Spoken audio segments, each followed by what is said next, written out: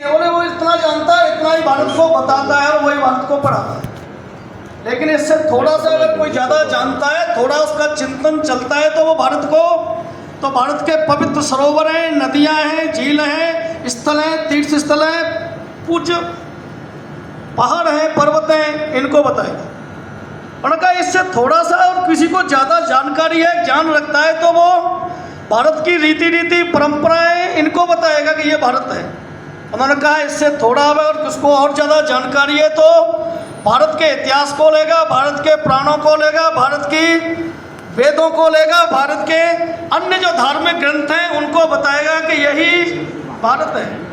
और उन्होंने कहा अगर इससे भी थोड़ा उसको आगे की जानकारी है तो वो बताएगा कि ये इतना जो दिखता है यही भारत नहीं है, ये जो संत हैं ये भारत है। वो कहता है कि भारत का इतिहास क्या है तो ये संतों का ही इतिहास है, भारत का धर्म क्या है तो संतों का धर्म है, भारत की परंपराएं क्या है तो संतों की परंपराएं है, भारत की रीति क्या है संतों की है। भारत के तीर्थ स्थल कौन से हैं तो जहाँ संतों ने तप किया है वो तीर्थ स्थल बने। भारत की नदियाँ पवित्र हैं तो किसके कारण है? संतों के कारण है। भारत के सरोवर आज इसको पूजनीय बनाया है तो संतों ने बनाया है। भारत भूमि को धर्म भूमि, कर्म भूमि, वेद भूमि, ज्ञान भूमि, त्याग की भूमि बनाया है तो संतों ने बनाया है।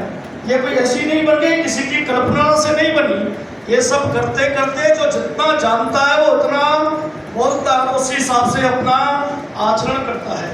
उन्होंने कहा संतों को समझना है तो भारत की रीति परंपराएं इनके बीच में कौन है, क्या है वो समझना है।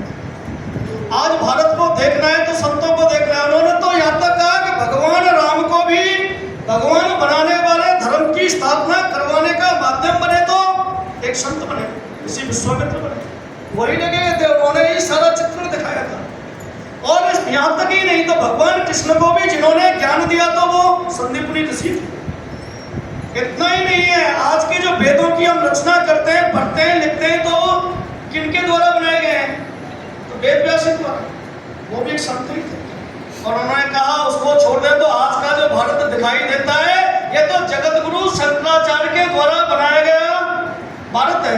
जहाँ जहाँ उनके मठों की स्थापना की उसके बीच में ही भारत है, उससे आगे पीछे नहीं। उनकी यात्रा के मध्य का जो परिक्रमा की वही भारत है। उन्होंने कहा जो आज हम भारत की सभ्यता संस्कृति की बात करते हैं तो जो गौतम बुद्ध आज 21 देशों को जोड़ गए वो भी एक संत ही थे।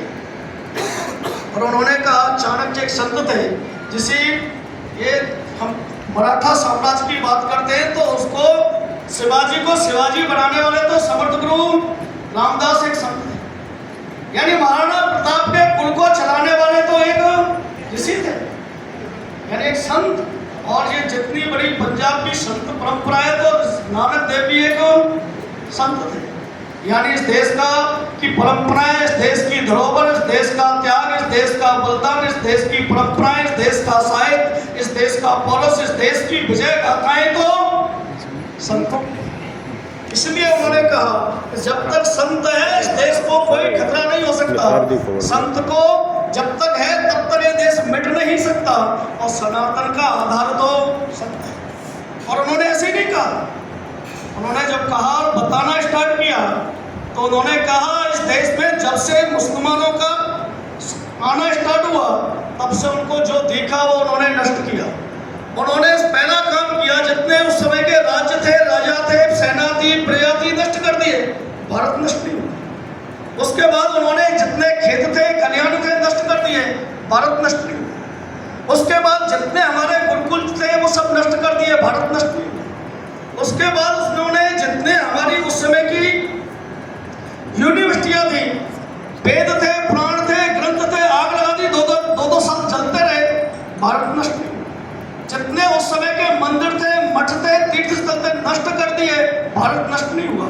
जिस समय की जितनी पवित्र नदियां थी, सरोवर थे, उन सबका उन्होंने मान भंग किया, नष्ट करने की कोशिश की, लेकिन भारत नष्ट नहीं हुआ।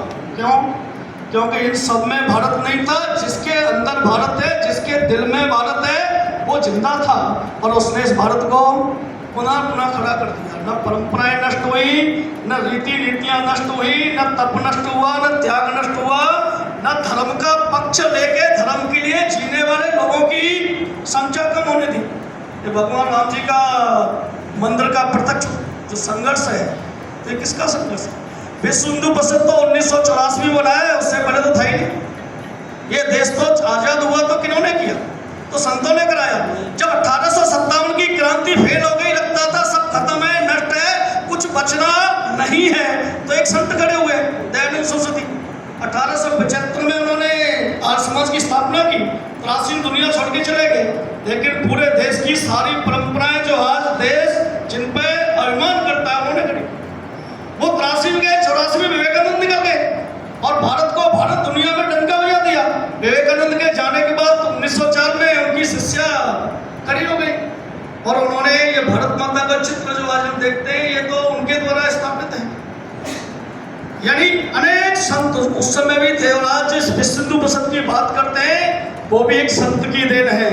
स्वामी विवेकानंद के शिष्य थे और गुरुभाई थे अखंडानंद सरस्वती, और उनके शिष्य थे परम पूजनीय गुरुजी, और परम पूजनीय गुरुजी ने उसी विचार को लेके विश्व हिंदू परिषद की स्थापना की। और ये संघ जो आज हम कहते हैं, संघ किसी व्यक्ति की उपज नहीं है, ये भी इस देश के चिंतन में निकला तो संतों के निकला। विवेकानंद जी ने कहा था मुझे 100 व्यक्ति चाहिए, और कैसा व्यक्ति चाहिए उन्होंने उसका वर्णन किया है, और वैसे ही व्यक्तियों का निर्माण करने के लिए डॉक्टर हेडगेवार ने संघ की स्थापना की। तो यानी जो आज इस परंपराओं को लेकर जी रहे हैं, आज भारत के लिए जो काम कर रहे हैं, भारत के लिए लड़ रहे हैं, भारत को भारत बनाना चाहते हैं, सनातन भारत को विश्व गुरु बनाना चाहते हैं, ये किसी व्यक्ति का नहीं है, ये तो संत परंपराओं से निकला हुआ चिंतन है।